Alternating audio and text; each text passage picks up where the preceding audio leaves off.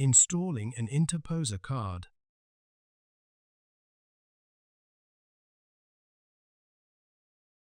Note: you might need to update the firmware or driver after replacing a component. Place the interposer card on the mid plate.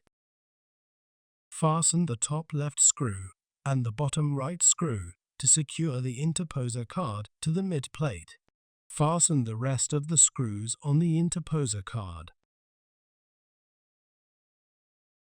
Connect the drip sensor robe to the interposer card.